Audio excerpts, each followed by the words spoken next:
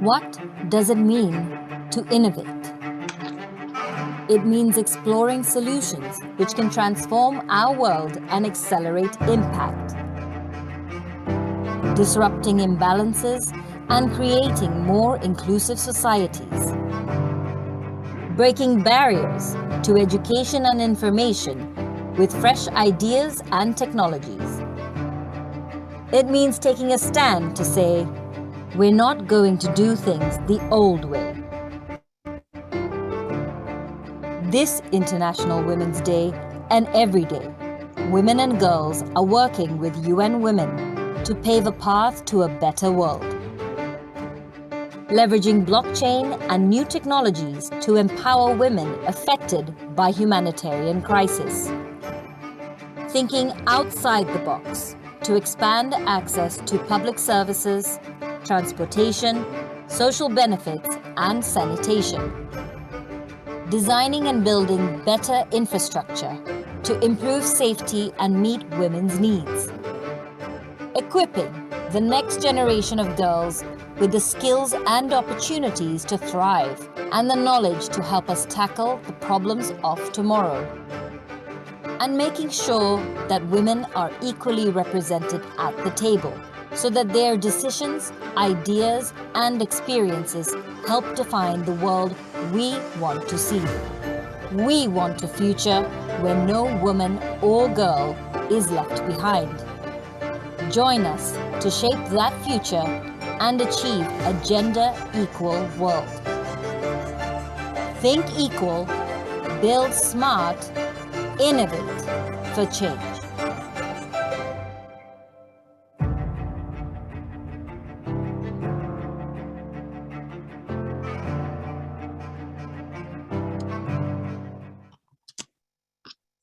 Hello, and welcome to this virtual event on harnessing technology to advance gender equality. I'm Elaine Verveer, the director of the Georgetown Institute for Women, Peace, and Security, and we are happy to welcome each and every one of you. This is our fifth and final program in a 5-part series on the way forward, accelerating progress for women and girls. We have organized this program in concert with the Georgetown Ambassadors for Women, Peace, and Security and the Rockefeller Foundation. The series is based on a groundbreaking report marking the 25th anniversary of the 4th UN World Conference on Women in collaboration with the Rockefeller Foundation and with the participation of 25 global women leaders, some of whom will be participating in this program today. The Beijing Plus 25 report charts a path forward to closing the gaps and overcoming some of the toughest barriers to gender equality that remain with us to this day. The report is available on our website and the link will be posted in your chat box. Today's topic, harnessing technology and innovation, will focus on the key entry points to advancing gender equality in a rapidly digitizing world. Technological innovation is contributing to women's empowerment on many fronts, from furthering economic opportunity to strengthening security to addressing climate change, and so much more. And certainly the pandemic has made clear the urgent need to close the technology gender gap.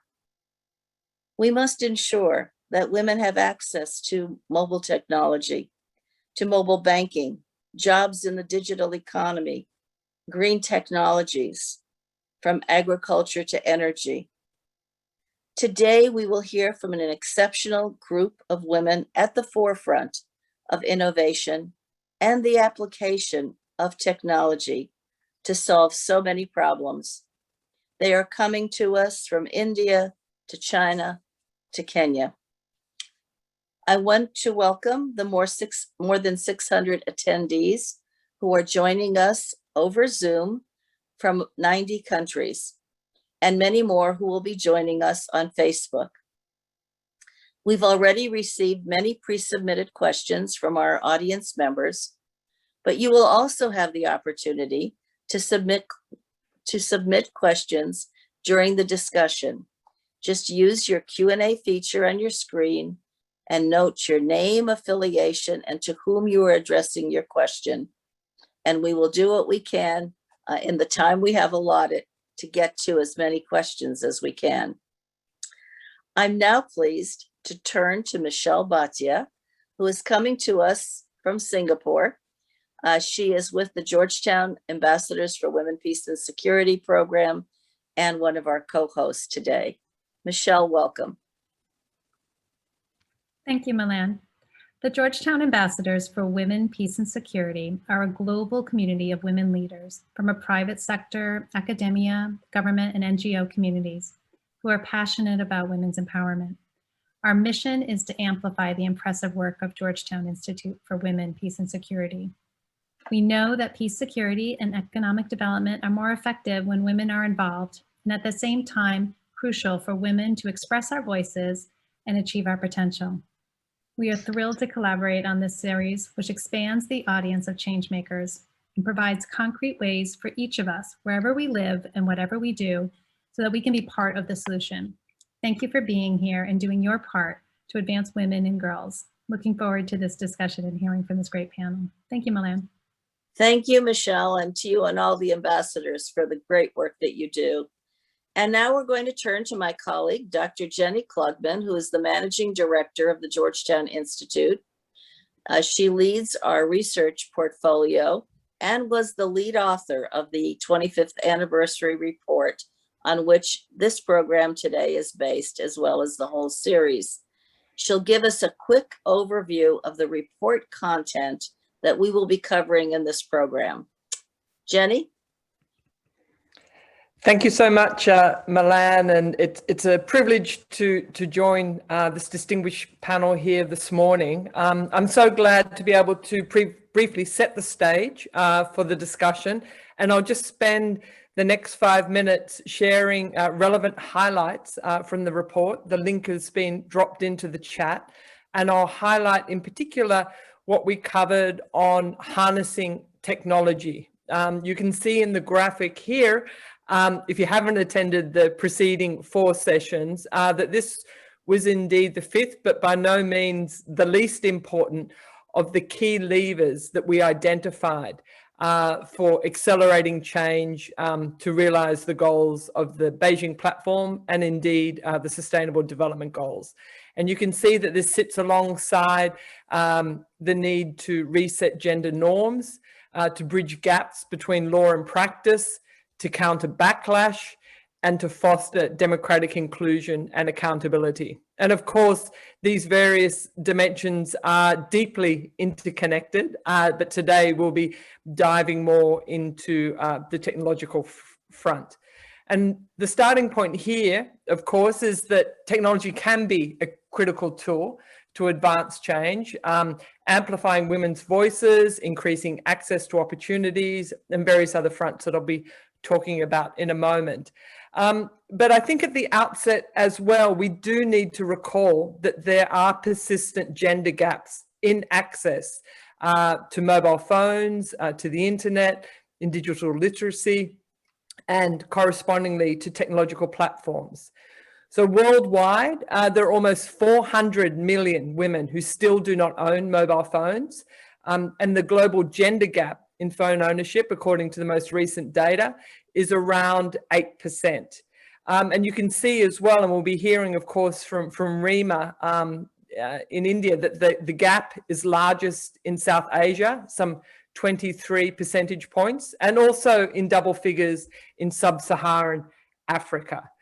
So this is clearly an important gap to close. We won't be focusing on that directly today, but of course, women without phones are much less likely to have the technological access and access to the opportunities that we'll be talking about today.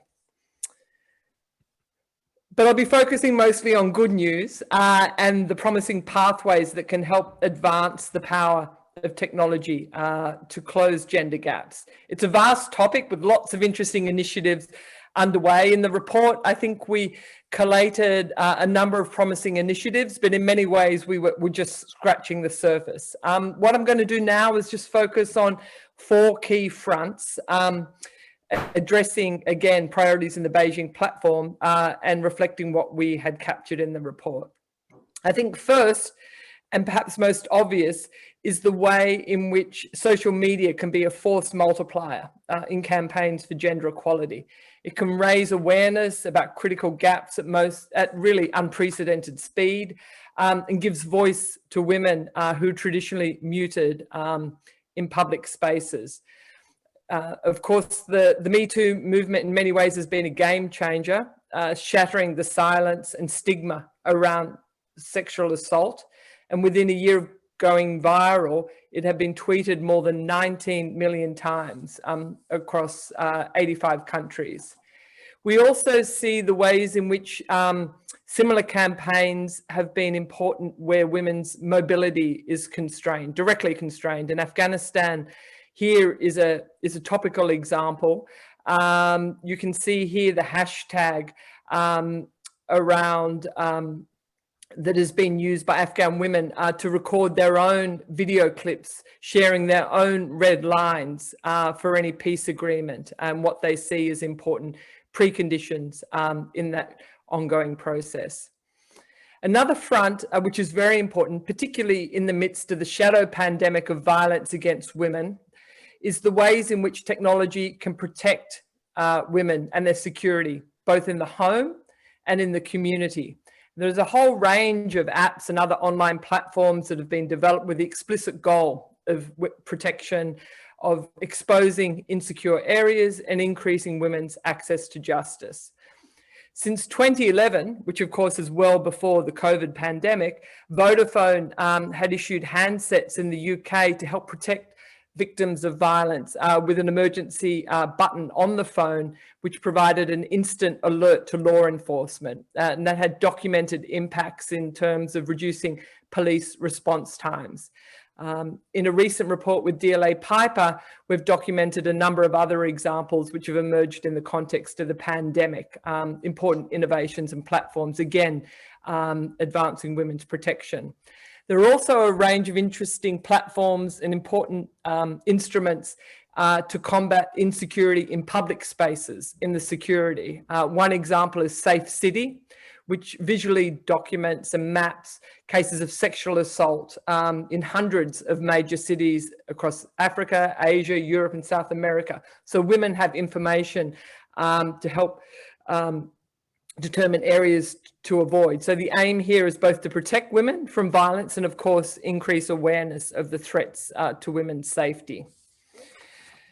More broadly, and I think we'll be a number of panelists will be exploring this in greater depth. Of course, there are promises in advancing women's economic and entrepreneurial opportunities, particularly where women are constrained by adverse norms that limit their mobility. Technology can be a gateway to new public spaces, to markets, to information, with enormous potential. There's interesting data from a GSMA survey across 11 developing countries that found that almost 2/3 of women were directly reporting how access to mobile phones had indeed improved their access to employment and business opportunities. There are a range of interesting examples of online platforms being used by female entrepreneurs to expand their own businesses. And I've included an example here via Facebook from the Sudan. And I think Rima will be speaking to this further as well, the important work done with poor women working in the informal sector.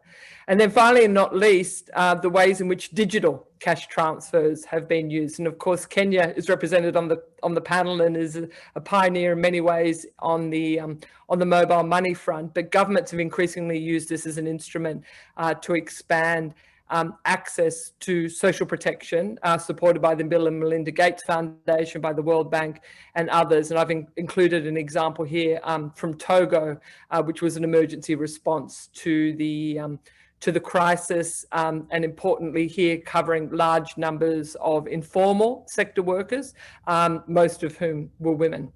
And then finally, but not least, new technologies are being used to collect data and to inform decision making. So these innovative methods do hold promise by tracking and publicizing gaps and informing the evidence base about what works. I've included an example here from Uganda, the UN Global Pulse, which is using digital data to track perceptions about contraception and teenage pregnancy. There are a number of other examples as well, and I think this is an important and exciting front as well.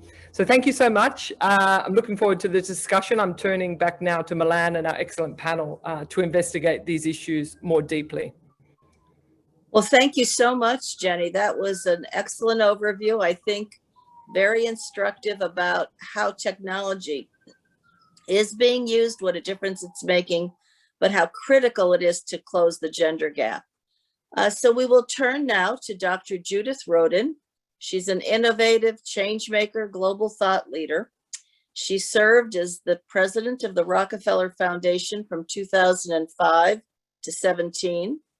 There she led cutting edge work on resilience and impact investing, as well as spearheading programs to advance gender equality in response to climate change and globalization. She was the first woman to serve as president of the foundation, as well as the first woman to lead an Ivy League university as president of the University of Pennsylvania prior to her joining the foundation. She's also a pioneer in behavioral medicine and health psychology. She has written many books, and her current book, just released, is Making Money Moral. We're really proud that she was an integral contributor to the 25th anniversary report, providing invaluable insights. And now to get her insights today, we turn to Dr. Rhoden. Hello, everyone. I'm delighted to join you to celebrate the landmark Beijing Plus 25 report, launched by the Georgetown Institute for Women, Peace and Security and the Rockefeller Foundation. It was chock full of just groundbreaking, forward-looking recommendations, and I congratulate Ambassador Vivier and her team for such outstanding work. This panel series that we're participating in today is a first step to ensure adoption of the urgently important recommendations in that report. And all of you are part of the communities that are going to make that happen. Today, as you focus on how tech and innovation can be harnessed to advance gender equality, especially as an enabler for boosting women's economic activity and participation, think boldly and broadly, because it is one critical key to advancing inclusion and equity around the world. While this was always seen as important, the pandemic and the existential threat of climate change have exposed in bold relief both the negative differential impact of these crises on women and girls and the significant role that technology will play in the way forward. Thus, we must understand how technology can do at least three critical things.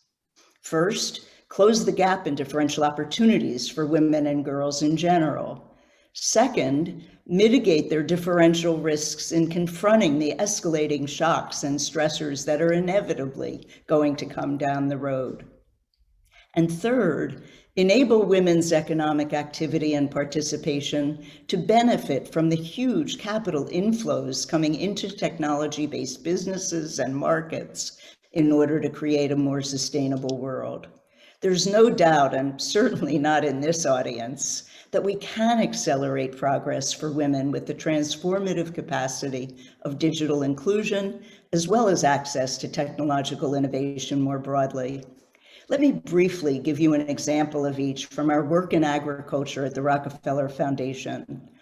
In a program in hundreds of villages throughout Western Kenya, villagers chose one member to receive a mobile phone that we provided. With it, the entire village could get real-time data from national extension services about the mean price for each product in the closest regional markets, thus cutting out the middlemen who often lied to and cheated the villagers. When the women smallholder farmers had direct market access, even through such a simple digital technology, they and their families prospered, and they were often able to move from subsistence farming to robust entrepreneurship. In a different intervention, in 13 countries throughout sub-Saharan Africa, genetic technology was creating excellent drought and pest-resistant seed lines for a variety of crops in work that was funded by the national research labs. We set up a program to transfer that technology to local seed companies and to train local women who had roadside stands selling soda and crackers instead to become agro dealers from those stands, selling small packets of these technologically improved seeds to local villagers and giving advice on how to improve their productivity through rotation and recycling water. Both of these examples show partnerships and collaborations among government, philanthropy, local NGOs, and importantly, the women who were the beneficiaries. Indeed, often they had the best ideas that improved the work. One of my proudest moments was bringing Janet Mutumba, one of our most successful agro-dealers, who now employed 200 other women agro-dealers in Malawi, to a meeting of 30 African heads of state. I introduced her to them as the new face of Africa, the one that they should remember, because she and countless other women like her were the key to its transformation. She spoke with passion, and they gave her a standing ovation. That is what our goal is today, because technology access is the first step to unleashing the fierce entrepreneurial spirit of women and girls all over the world. What an excellent way for us to get into the discussion now with our esteemed panel. I'm going to turn first to Rima Nanavati, a good friend of so many of us. She is the head of the Self-Employed Women's Association in India, known as SEWA. It is the largest union of informal sector workers in the world, with nearly 2 million members. SEWA focuses on women's economic empowerment and independence by building women-owned enterprises and supply chains in energy, agriculture, waste recycling, textiles, and more. It is one of the most innovative and successful enterprises of its kind. Rima also leads efforts to support women in crisis-torn areas from Afghanistan to Sri Lanka, where SEWA is also very active. She was a key contributor to the 25th anniversary report on which this program is based today, and the government of India has honored her with its 4th highest civilian award. Rima, it's so good to see you. We have been very concerned, of course, about what's happening in India. So before we go into the discussion on technology, can you tell us how you all are doing through this terrible COVID crisis? Thank you so much, Milan, for inviting me here. It gives me a ray of hope, some freshness, because we have thousands of our members and their families also all infected by COVID-19. It's spreading like wildfire. And then we had a dual tragedy of a severe cyclone as well. And as the, our president, a small farmer, Kapila Ben, says that no matter whatever kinds of trainings we had, we feel helpless, but we are still hopeful. And together we shall overcome. That's what I think we all believe. And I think together with the good wishes from all of you, I'm sure we will battle out this deadly virus and prepare ourselves to, drive away the third wave. Thank you so much. Well, I know that we shall overcome has been a mantra for SEWA, and I think it will serve you in good stead now. We're going to look at a quick video to show how you've been using technology in one instance, and then we'll go into the conversation with you. So if we could see the video, please.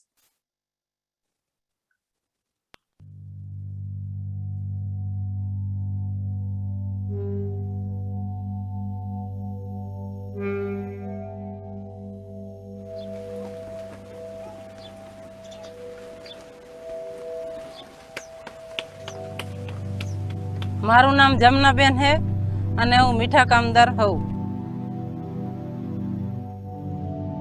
મીઠું અમારા બાપ દાદાનો ધંધો હે. ઈ જ અમારી આવરત અને ઈ જ અમારી રોજગારી.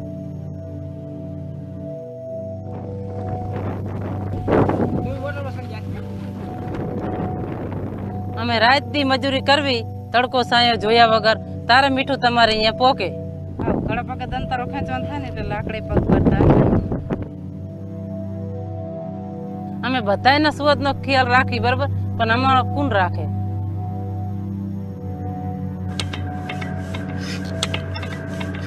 છે ને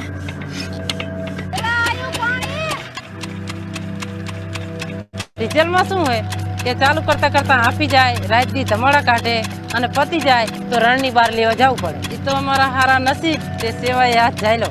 એને અમારી ચિંતાય કરી અને એને મદદે કરી. તો સેવાના કારણે હું આ સોલર પંપ લઈ આવી. આમાં તો કશું નહીં, ચા પાડી પાટા ભર્યા કરે. સોલર આયા ને પછી મારે મફતનો એક પાટો પાકે. અત્યારે મેં 2 સોલર અહીંયા ઉતાર્યા હે, મારે ઠામ કોઈ ડીઝલ નહીં. એ મફતનો પાટો પાકે, એમને 2 સોલર મૂક્યા હે, એ ટેસ્ટથી પાટો પકી જાય. અમારી મૂડીએ વધી અને રણમાં રહેવાની શાંતિ થઈ ગઈ. સાચું કહું, આ ડીઝલિયો કોઈને ગમતો જ નહીં.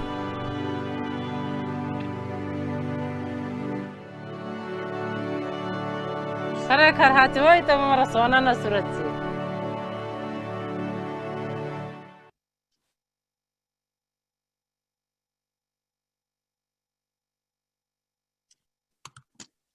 So what a difference the solar pump has made for your salt farmers who do that hard work that they engage in to make a living.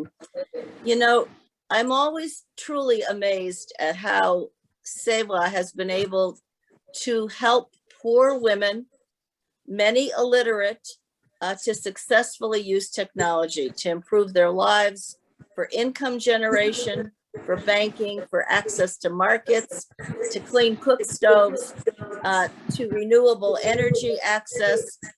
And one of the most amazing things is how these poor women have been able to list their homes prior to the pandemic on Airbnb, to manage the listings on the computer system, and to enable visitors to experience village life and earn a good income from that. Nobody could have said, I think, that that would be happening in these village areas of India. But it's a small example of how technology has changed life for women in the informal economy. So can you build on that, Rima, and tell us what a difference it makes in the work and the progress for women there? Thank you so much. And I think at Seva, we very much believe that any form of technology, when put in the hands of the women themselves, they know how best to use it to, turn into their advantage. If I remember in the early 80s, we trained our members who were head loaders, vegetable vendors, donkey herders, into using video. Nobody would have imagined that how can they become video directors and producers. But we wanted to use the video as a tool for policy advocacy. When women start using video and filming, they bring out their issues in the best possible video productions. And that's how you give voice and visibility to the issues of the informal sector workers. And then there was no looking back. We started using video as a training tool, how I introduce myself, how I stand as a community leader, and that builds her leadership capabilities, that builds her confidence. And then I think we went on to use, also for capacity building, training modules, e-modules. So technology has to become an enabler or a tool for empowerment. That is what we believe at Seva. You remember Kapila Ben, when she's a small lily farmer, And she took a loan to buy a cell phone, a mobile phone, because she did not want to be always dependent on middlemen. So she took a loan of, 3,000 rupees, got a cell phone. She started contacting the lily flower markets in all the nearby, and then she would decide which market she wants to send her lily flowers. From there on, we partnered with Vodafone Foundation and designed a whole mobile application. Today, we have close to 50,000 farmers who are connected through these mobile applications. So real time, we know that which farmer, what land, what has that farmer cultivated. And then we have not one or two, but 7,000 Rudy Bens. These are the saleswomen who do door-to-door marketing of these agri commodities, which becomes the food security to the households. And now they have further gone ahead and have customer interface. So it's those rural women who directly place orders to the Rudy Bens. And so now they earn anywhere between 15,000 to 20,000 rupees a month. And that's the power of technology. We had COVID, we had the cyclone, but even when the cyclone was on and when it was just leaving Gujarat, we knew exactly which farmers were affected, what was the damage. That's the power of technology. That's how the Rudy Bens, the community leaders, with having real-time data, are then becoming more and more empowered and informed in the villages. So I think it helps, in increasing the outreach. So today, with the help of Rockefeller Foundation, we also have set up a whole platform, a digital directory, where we have 500,000 tiny and micro entrepreneurs all registered. And then we are linking them to the online platforms like the Amazons, the Flipkarts, as a result of that, the young girls, they have now become, skilled in photo shoot, in cataloging, in curating. And that's how decent and dignified livelihood opportunities. And as we saw in the video, when you bring green technology into the hands of the women, how it reduces their drudgery, how it also results into cost saving and asset creation. So I think renewable energy and technology, when combined together, they become a force for poverty reduction, giving women the economic freedom and empowerment. So I think when we had the cyclone, these energy entrepreneurs, we didn't have to tell them. They were communicating through WhatsApp that please charge your solar lights, please charge your cook stoves, please charge your cell phone, so that whether we have electricity or not, we are equipped ourselves. And that's how, when technology is placed in the hands of the women, they turn it around into their advantage, and it becomes an enormously powerful, empowering tool for the women. Rima, there's not much time to go into so many of the ways that technology has been used in a transformative way among the village women. I wonder if you could tell us some of the lessons that you all have learned using technology that can be transferred to others in comparable situations, women in the informal sector, poor women, but what it has done to empower them economically in particular.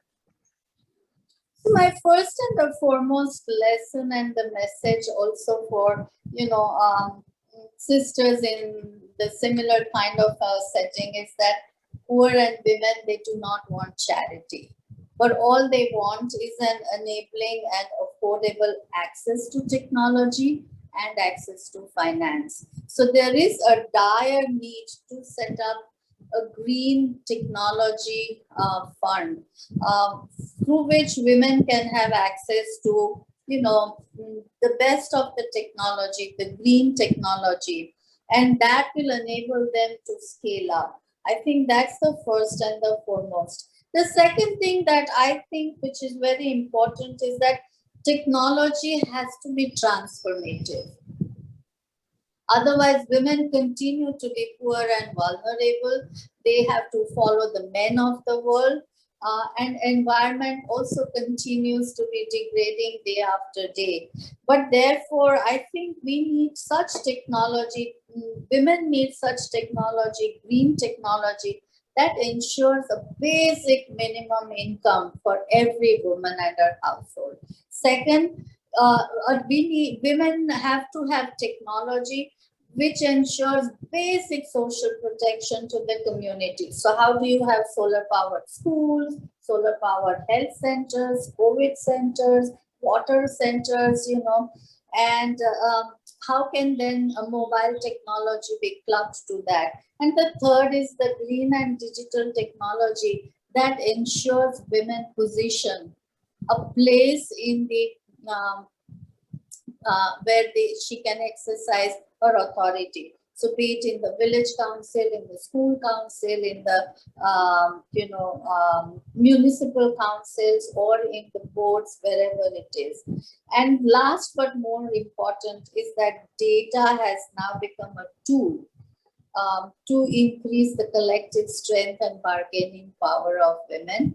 And digital platforms are the new public space for women.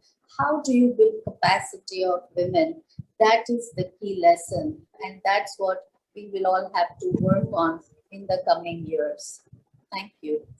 Thank you, Rima. I mean, as long as I've known you for many, many years now, you have been a visionary in always thinking ahead. And as you said, the women don't want charity. They really want to be able to build their own economic opportunities, and technology is a huge facilitator in the work that you do at SEWA. We'll come back when we have audience Q&As.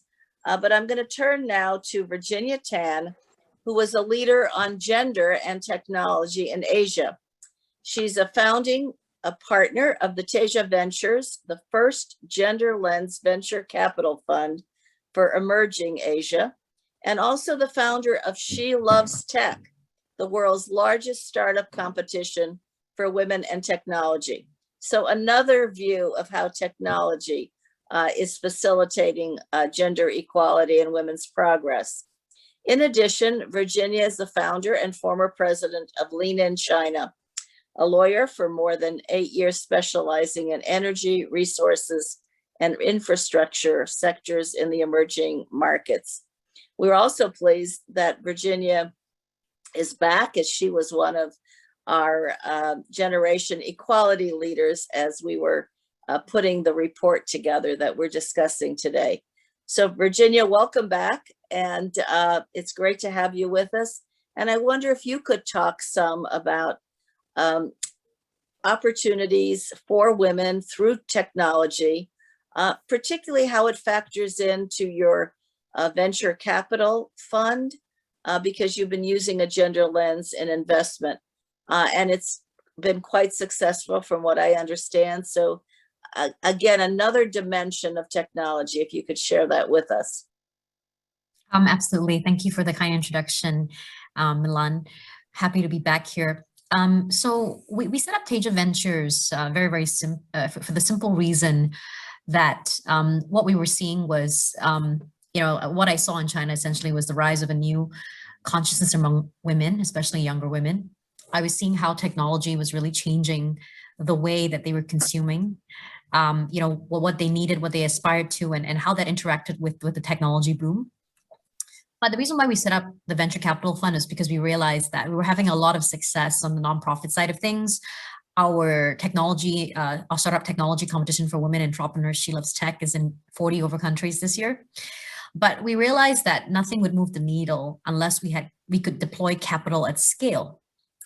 And I think my journey and the very reason why we set it up is because I felt that if people were really going to believe in the thesis that women were economic drivers, what I really wanted to prove at Teja Ventures was that the female economy, or the she economy, which is what I call it, was really the opportunity, the economic opportunity of my generation.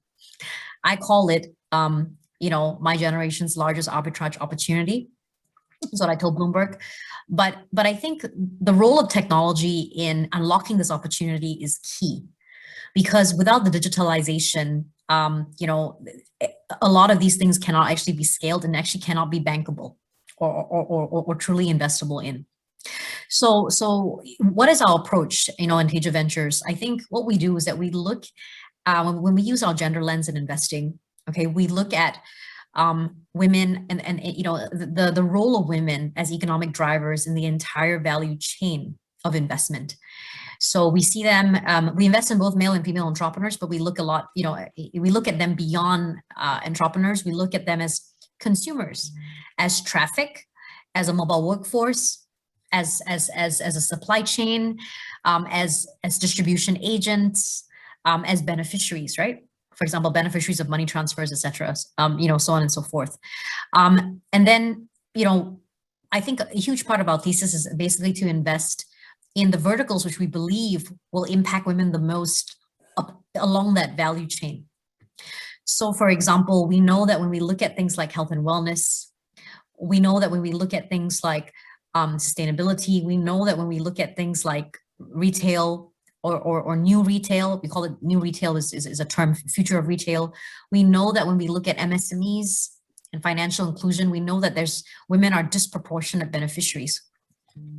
And I think what we've seen, my biggest lesson last year while we really struggled with COVID, was that digital transformation was already happening across emerging Asia. China, obviously ahead of the rest of Asia, and then Southeast Asia, massively, digitalizing. And then COVID has only sped that up, even more so. And so what has actually made us successful? I mean, just to give you an idea, we have about 15 investments in our portfolio. I think last year during COVID, we had no write-offs, no down rounds. 80% of companies raised new money. Our IRR is close to 50%. I mean, it's actually surprised even myself, actually. And the reason for that is because I see the sort of the colliding of two things. Okay, at least in emerging Asia. One is the rise of the digital economy. And then the other is what I call the potential of the she economy, which is the role of women as economic drivers, both drivers and beneficiaries of digital models, or new business models in the internet economy, regardless of whether the companies themselves are gender focused or not.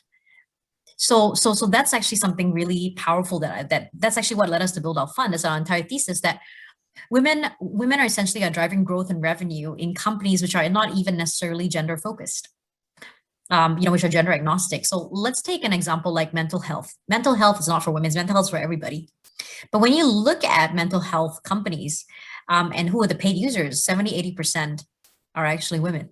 When you look at plant-based food, when you look at sustainable consumption, when you look at the digitalization of MSMEs, right, micro and small enterprises in Southeast Asia, at least, the majority will be driven by women. Well, when you get to the larger distributors and retailers, they're dominated by men. And so if you can bring things like credit, digitalization to the MSMEs, you know that you have a disproportionate impact on women. So in terms of economic outcomes, obviously, as I said, we've been seeing the investments go up. But what has actually made it successful is also when you invest with a gender lens, it's not just about what you invest in, but the way you invest. So, there's what we bring, as an investor is also a lot of social, insight. So I'll give you an example, which actually happened today. We have a company called Shocks, Rumahan. It's a company out of Indonesia. And what they do is that they basically digitalize group savings from women. So women historically in India, Africa, all over the emerging world have saved in groups, lent in groups. But what they've done is they've digitalized this sort of co-saving process and then basically allowed them to purchase e-commerce goods, but much cheaper, than they would have, right? Now, and the co-saving concept also allows each of them to be given a credit score. It allows them potentially to be given credit, which they never had access to. So they've used technology to leverage off behavior, which has already been existing for hundreds of years. But for example, one of the things I said to them, today when we had our call was that, moving forward, you should think about how you leverage, local associations, for housewives, for women, for agents, and see how you can actually sort of scale, your model. So it's a win-win, right? Women get income, and these types of digitally based companies can grow. And then I also encouraged him to take on a female co-founder, which he also now has. And so these are just some examples of how you do gender lens successfully. It's not just about picking the company, picking the verticals, also about what you do afterwards. Yeah. I hope that's helpful. Oh, it's very helpful. And those are terrific examples. I love the one out of Indonesia. Can you just very quickly give us a couple of lessons that you learned that can be applied to others in this field as we advance technology for these purposes? Okay, I think there may be a few things that I learned, in terms of lessons, maybe, which I love to share. I think, first of all, I've been in the gender space for a long time, and I think, and that's enabled me sort of to look at investments a little differently from my peers, right? First of all, I think that when you do gender lens investing, the gender impact can be very nuanced. So it's one thing to tick the box and say, okay, so some things are very obvious. Okay, it's like an all-female workforce. Okay, that's very clear. It's a gender lens. The other things, I think, when I think of gender lens, it's about not just deploying capital to women, but it's deploying capital through the lens of women. So just now, there were some very interesting examples from the presentation, just now, whereby they talked about, cashless transfers for COVID aid. Okay, so we have a company just like this doing this in Indonesia. Okay, cashless transfers to the unbanked using facial recognition. So, especially when you couldn't do it physically. Okay, so the unbanked can go to a mom and pop store, scan their face, and they get $100 worth of credit. Okay, but what's really interesting is that, people ask me, okay, so why is this a gender lens? Yeah, the founder's a woman. Okay, so what? How is this actually a gender lens? Now, what the data actually shows me is that whether you're in Ireland, Africa, or Southeast Asia, when you basically transfer money in a physical way, very often the bulk of it doesn't necessarily go to the women or the children of the family. It's spent on alcohol, cigarettes, whatever it is. This is actually data which comes from NGOs. When you disperse cash digitally, and you can track actually what's spent, the majority of it, will go to the women. And the company actually started to prefer women as beneficiaries, for this particular reason. So I think the first thing I would say is that, it's not just about investing in women and women entrepreneurs. It's really looking about investing in technology and innovation, which can change the way our society is gendered, with social norms that we may not actually necessarily think about, right? So I think that's the first thing. The second lesson that I learned is, now I have experience backing both male and female entrepreneurs, and they need to be supported in different ways. On the women's side, I actually noticed that one of my best practices as an investor, a gender lens investor, is that I actually very often go out and raise money with the women. I spend a lot of time with them, coaching them, but also I spend a lot of time, working on market positioning. I spend a lot of time with them, in terms of catalyzing, other investors, and catalyzing the right type of investors. And I often go out with them when it comes to negotiations. It's not something I necessarily expected, but, at the end of the day, this is like, in many ways, the best way for me to both, to really advance our portfolio companies. But I've noticed that with the women entrepreneurs, they're actually very, very good at building revenue and teams and stuff, but this is something that they need a bit of help with. And so as a fund, we have structured this into our process.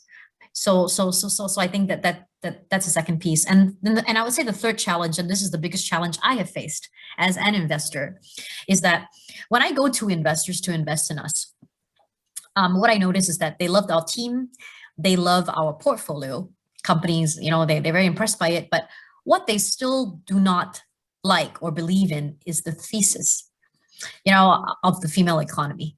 I think there's still too much concept that the female economy is concessionary. If you invest in women, or the female economy is concessionary, it's socially good. You go to sleep and feel good about yourself at night, but you won't make any money. And I think this is highly, highly detrimental. And I wanted to share this with everybody, because this is not just men thinking it, it's women thinking it too. And, you know, women are not necessarily, wealthy women are not necessarily putting their money where their mouth is either. And this is something that I've learned as a challenge. Yeah, I mean, these are some of the things. I mean, one is like to be very conscious as an investor, provide support apart from capital. And I think, you know, finally, it's about really examining our own sort of conscious biases, whether it's towards, you know, the gender identity of an entrepreneur, or, for example, like, you know, the entire thesis itself. I often also check myself, you know, when I meet a female entrepreneur and I think, okay, you know, I don't think her business is worth 20 million. I often check myself and say, would I actually say this if this was like to a guy? You know, and you know, like it's a constant check, even though I you know, we are one of the first and the pioneer gender lens investors. So those are the challenges I'd love to share. Yeah. Thanks so much, Virginia, and for a perspective in a different way, conveying that today with technology. We're going to go now to Nairobi, to Linda Kamau, who is the co-founder and managing director of Akira Chicks. It's based in Kenya and provides hands-on technical training and mentorship to young women and girls to increase the numbers of skilled women in technology.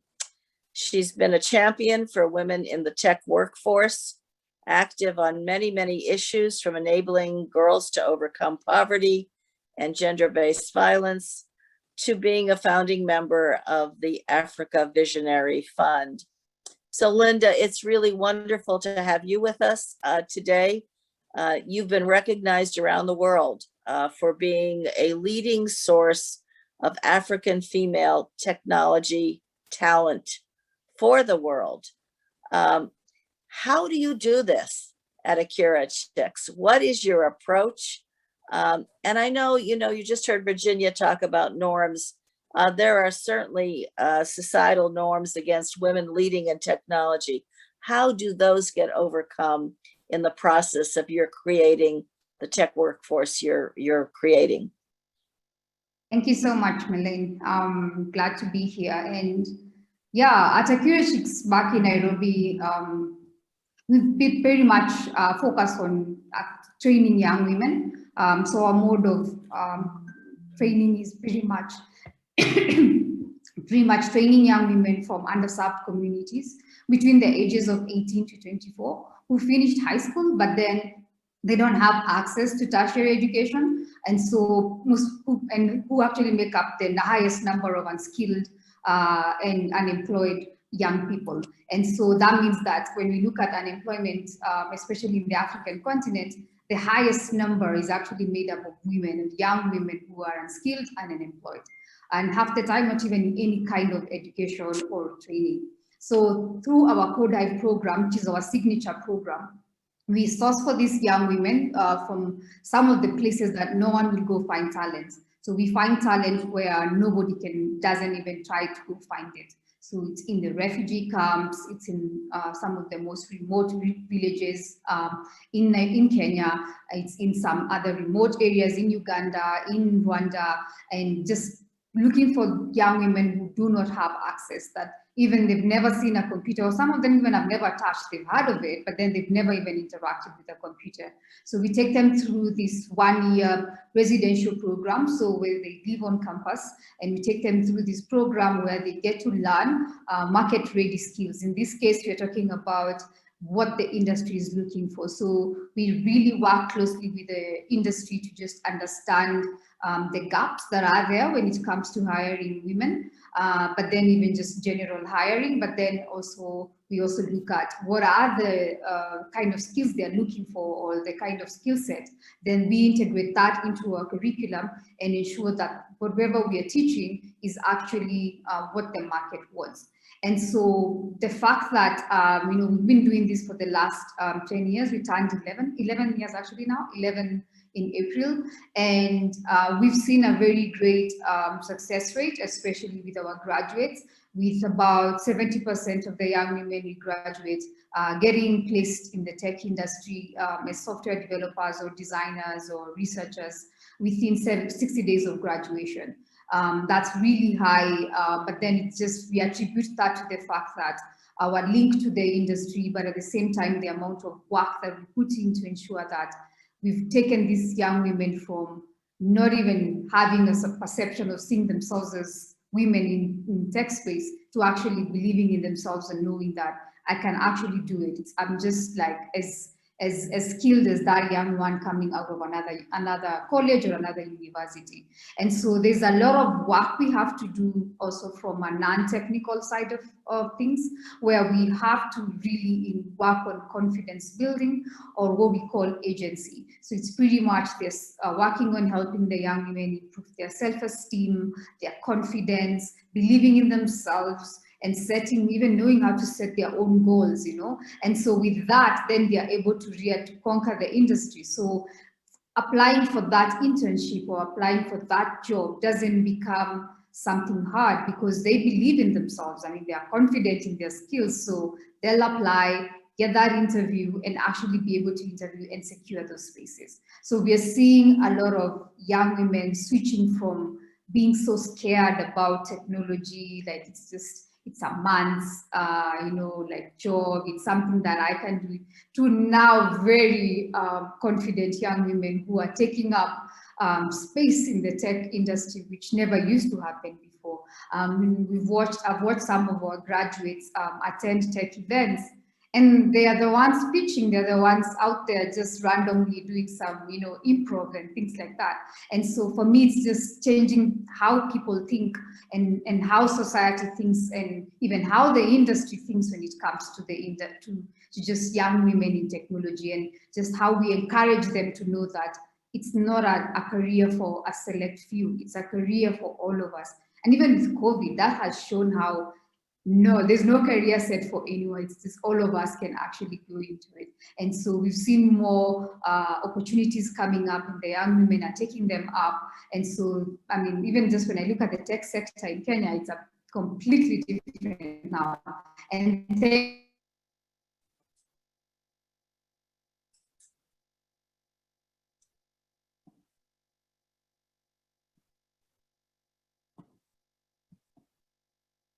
I don't know if we've lost Linda, or if this is going to rectify itself. If she gets back, we'll check back in with her.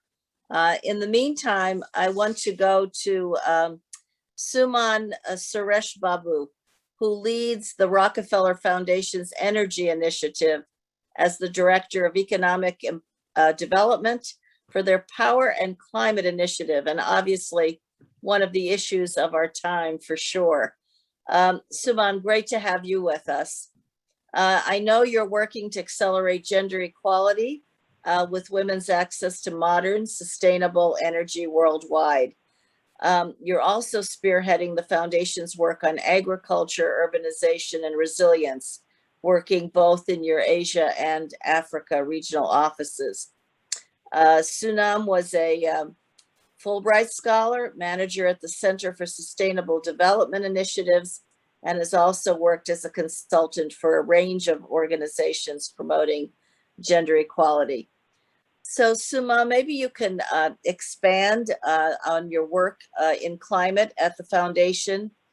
What has been your approach, the foundation's approach, to scaling up equitable energy access? Such a big issue for women to have access to energy, certainly renewable energy sources, and how to be engaged in making that possible. Thanks so much. Thanks. Can you hear me? Yes. Okay, great. I think Linda is back, but I don't know if you want me to go ahead and then we'll pivot back. Why don't you go ahead and then I'll go back to Linda.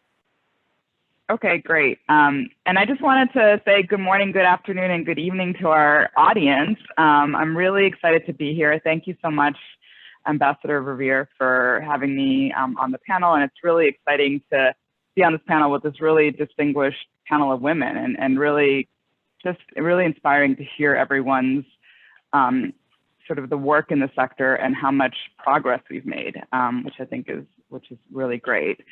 I guess I just start out by saying, you know, at the foundation, we're clearly understanding that we can't address gender equity without ending energy poverty, right? So 800 million people around the world don't have access to electricity at all, and 1.2 billion more don't have access to reliable electricity.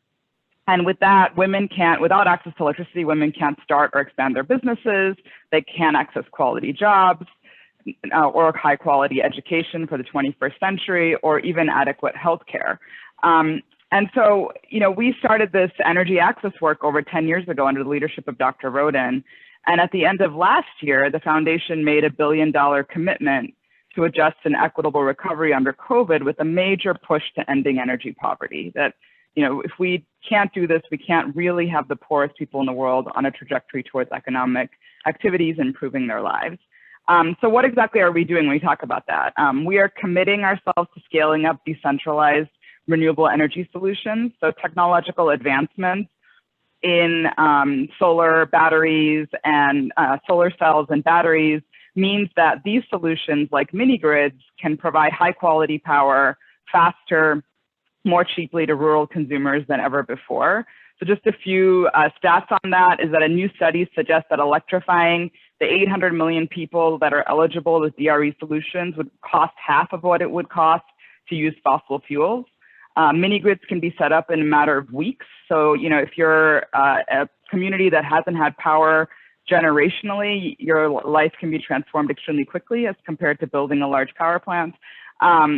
And renewables create 3 times more jobs than fossil fuels. And mini grids, for example, create 150 to 200 local jobs. So it's a really amazing technological innovation that we're trying to build on at the foundation. But despite these advances and benefits of DRE power, we're not really seeing the scale or spread that's needed to make change happen, right? This isn't the revolution that we want. And so I can see there's a chat about, I'll try to move a little more quickly, but we're at the foundation investing in financing, driving down the cost through innovation, and driving up usage of power by pairing energy investments with investments in rural enterprise development and agriculture development, such as access to financing, markets, and training, to ensure that energy can drive economic development. But what I'm really excited about is that this is an opportunity to use this energy revolution to power a gender revolution. And that's not happening right now. So in our work, we've impacted 500,000 people, supported the growth of 16,000 businesses in India, Myanmar, parts of sub-Saharan Africa. But in India, for example, the number of women entrepreneurs at our sites is about 2%. I mean, this is not at all anything to be proud of. And that's because we haven't, I think, and I can talk a little bit more about the challenges a bit of why this hasn't happened, but we're with our new investments and our new change, we want to make this change happen. And I think we haven't capitalized on the ability to drive gender equity through energy access, but we're changing that. And the way we're doing that is by, first of all, making a commitment that with this $1 billion commitment, 50% of women, productive users of power will be women. So of every community where you build a mini grid or have a standalone solar system, making sure that 50% of the users are women, small business owners, agricultural farmers, et cetera. But then also that 50% of people in DRE value chains are women, right? So how do you make sure that when we have this new tech revolution, women are actually employees and leaders in those businesses?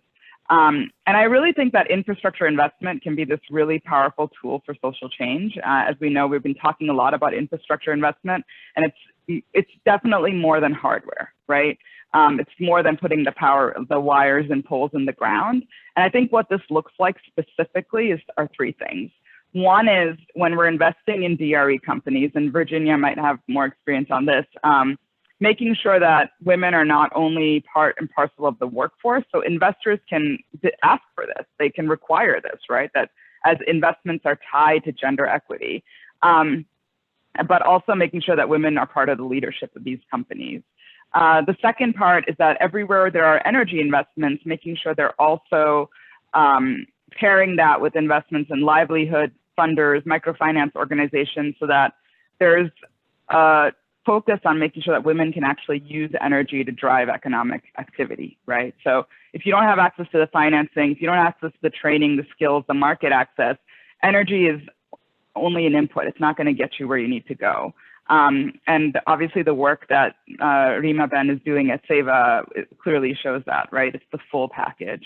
And then also similarly with farmers and agriculture, how do we get agricultural organizations to care about DRE power, right? So it's really bringing all of these things together and being intentional about investing in women that's so critical. And I think that, you know, this tool of infrastructure investment is only as powerful as we are intentional in investing in women. And so that's kind of what we're looking at the next chapter at the foundation as we expand our work. Yeah, I'm excited to talk more about it with the audience and answer questions as well.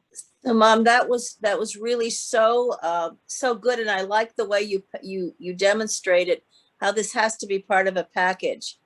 We have to address energy poverty that women in so many parts of the world are experiencing, and at the same time understand how that's connected to their empowerment and how success in this arena can really lead to greater economic empowerment, ownership of enterprises, and so much more. And you're right, some of this has been off the ground a bit through the work of SEWA. I want to go back to Linda for just a minute before we turn to the audience. And Linda, what you're doing in providing and ensuring and capacitizing skilled female workforces in technology is something that we know needs to be done in a much more scalable way. Can you give us some advice, maybe a quick lesson or two on how others can learn from your experience? Yeah, definitely. Sorry for the disappearing internet issues, but I think one of the biggest lessons based on the work that we've been doing, and just I don't call it lessons, but just things that we've been learning over time, especially because no one has ever done this work that we're doing before, and so we've had to learn a lot. It's just partnerships is really key when it comes to success for the kind of work that we do. You cannot just train and expect that everything will work out. It is, and it's just not training, but even finding these young women who are some of the most marginalized areas. Because if you're going to have equity and equality, then you have to find those people who in a normal day, nobody ever thinks about them. And in most cases, these are young women from some very, remote areas or underserved areas, the refugee camps and the rest of the places. And so you have to invest in partnerships. And in this case, you have to invest in partnerships with organizations that are working in the community, so the community-based organizations, because they are the ones who will help you find, some of the most hidden young women. But at the same time, you have to work with the industry. I believe that for us to see change, and especially when it comes to bridging the gender gap in tech, but at the same time, like reducing the unemployment rates and the crisis that we currently are facing, especially in the African continent, is just based on we're going to have to tackle it from a sector specific. We need to stop thinking about mass marketing our way around figuring out an employment crisis in the African continent. So if you decide it's going to be based on a sector based, then we're looking at you have to invest your time in understanding the tech sector, because you're training these young women to get into tech. Then you have to understand how the tech sector is, what kind of the talent the tech sector is looking for. But then because we know it's already been a very male-dominated industry, how do we start breaking those barriers and actually providing information? And I think in this case, in terms of advocacy, how do you start, like changing how people hire and helping companies understand in terms of when it comes to hiring women? So I think those are some of the lessons that I've learned in the course of this journey. And I'm looking and hoping that in the next few years, we're going to see a lot of more, when we talk about diversity and inclusion in the tech space, it will stop just being a fancy word, but actually more from an action specific direction. So working at both ends, not just in capacitizing the women, but ensuring that you're working with the industry and the sector to place them. Okay, let's quickly turn to our audience. Our time is running out, but we will try to get in a couple of questions. Allie, can you tell us what you've got? Sure. I've got one here asking, we've identified many promising practices for using technology to advance gender equality. From your respective areas of focus, what are your recommendations for and amplify your work and women in technology? Did everybody get that? Because you cut off, Allie. Can you quickly do it again? Sorry, yes, asking for your recommendations to national and international policymakers to support and amplify your work. Okay. Any advice to policymakers? Who would like to go? I'm happy to step in. I think that policymakers, governments, sovereign wealth funds, and I'm seeing a little bit of change, pension funds, etc. They can play a very important thought leadership role. In terms of unlocking capital towards the space. Capital can come in, whether it's in private equity, venture capital type funds, which have more direct impact. I think traditionally it's been more women, investing in women has been more grant driven. The other way is also on the infrastructure side, especially when it comes to things like healthcare and education. And when I talk about infrastructure, I don't just mean the physical infrastructure, because now I'm starting to see, femtech and edtech, for example, huge ways that the technology can actually bring down costs. And when you're in the developed world, right? I mean, you might be like, okay, so it makes it cheaper. What does that got to do with gender? But in a developing world whereby a family may be willing to spend $200 on a boy's education per month, let's say, to teach them, to make them the developer, they will really hesitate before they spend it on a girl. And so by investing in infrastructure like edtech, for example, women are disproportionate beneficiaries because you're actually lowering down the cost of that. So these are just some examples. That's great. Rima, I know you do a lot with policymakers. What would you like to see to move the field forward?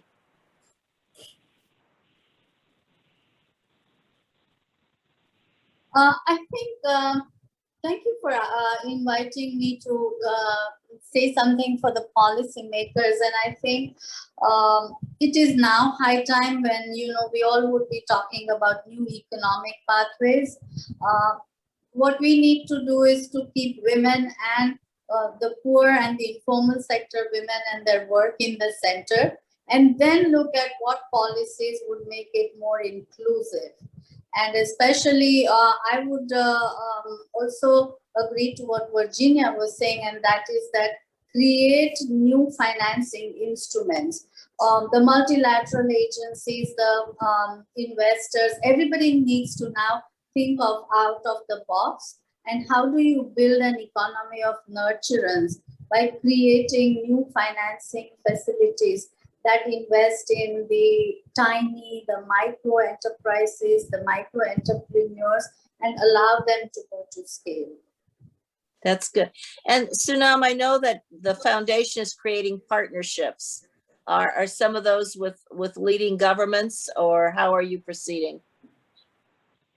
Yeah, so this new big push to end energy poverty is with a range of partners. So the World Bank, the DFC, the IFC, like a whole, you name the bilaterals, but also with partner governments. So we have a strong partnership with the government of Ethiopia that's committed to, really scaling up the DRE sector in Ethiopia and in other countries. But I would say that what we're, by sort of setting this target at the forefront of all of our ending energy poverty work on ensuring women benefit, I think that's really critical, because if you don't elevate the issue, it's always an afterthought, right? And I think particularly around the question from the audience, like, what do we want? I would like everybody who's investing in infrastructure, the billions of dollars that are going to be addressing the climate crisis. How do we make sure that every dollar of investment is also driving gender equity? So, like, it's not just the issue that women's rights or women's organizations have to pay attention to. It's an issue that all of us, anybody who's working in the area of, any kind of economic development activities, I think needs, and that's what we're kind of trying to push, right? So even really traditional infrastructure-oriented donors and organizations to consider how can their investments really change women's lives. And so I'm excited to see where we go from here. Well, and it's the bottom line for this discussion. So thanks for mentioning its importance. Linda, do you have policymakers engaged in your work?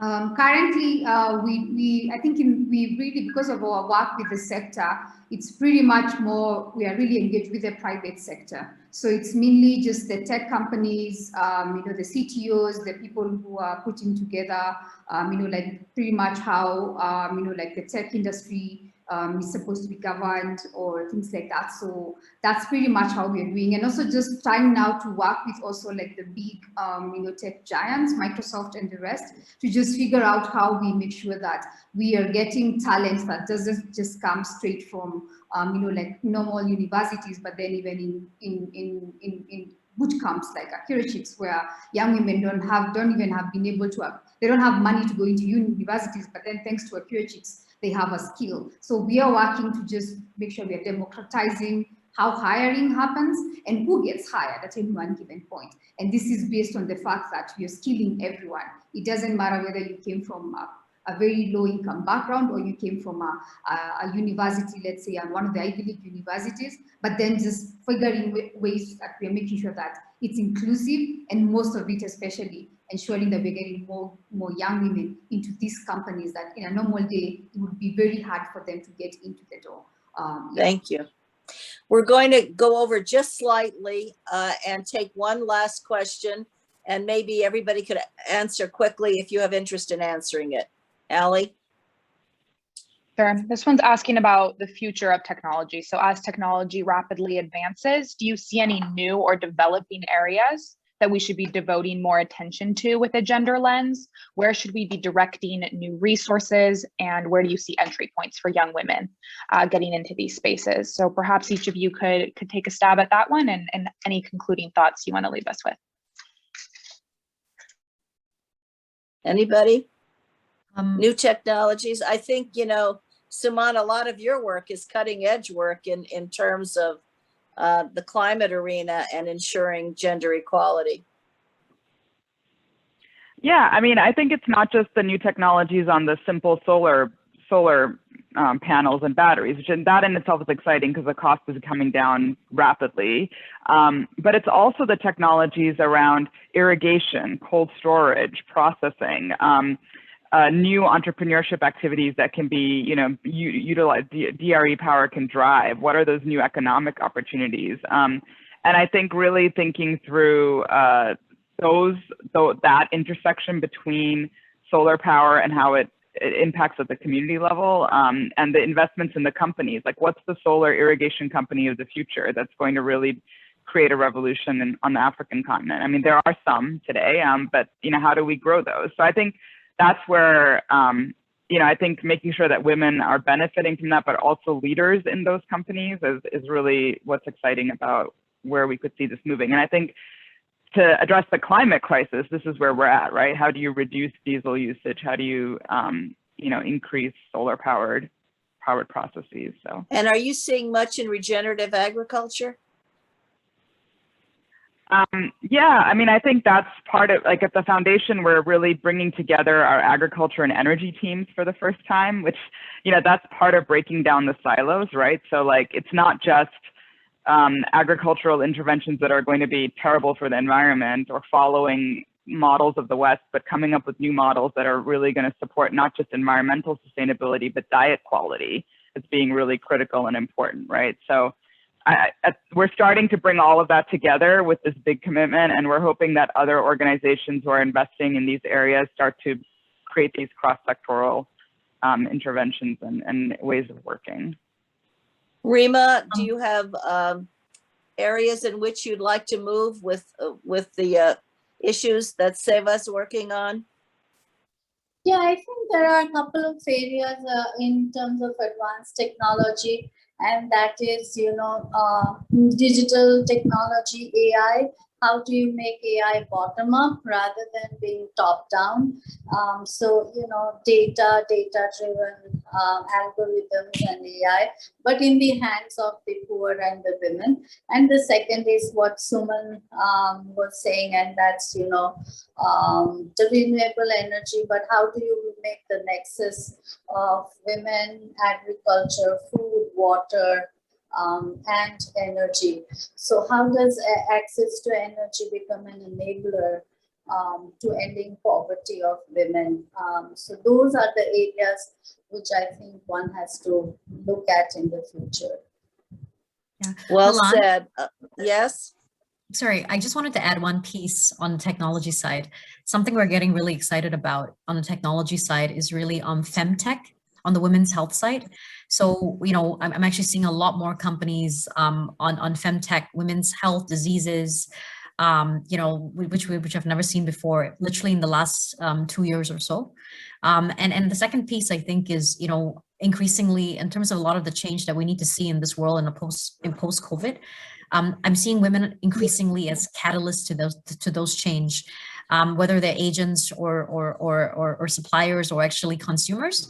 So everything from sustainable consumption, you know, even the move towards plant-based, you know, living, you know, to you know, sustainable consumption, etc. I think without women, actually, a lot of these big consumer changes actually won't happen. They're really first adopters. So that's what I'm seeing. Yeah. Very good. So Linda, I think you're going to give us the last word here.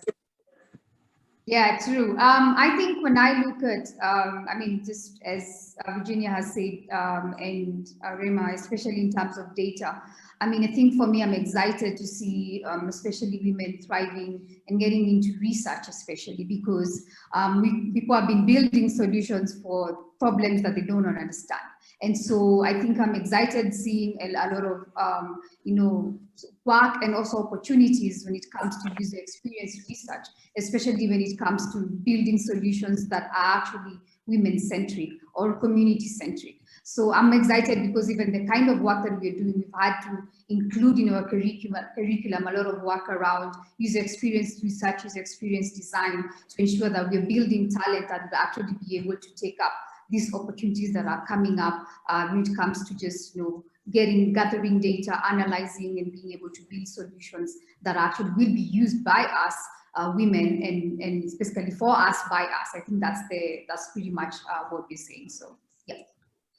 Well, thanks to each and every one of you. You know, I think this is a discussion that can go on, and hopefully we will have others because harnessing technology, what it can do for gender equality, but really together what it can do to build a better world is so important.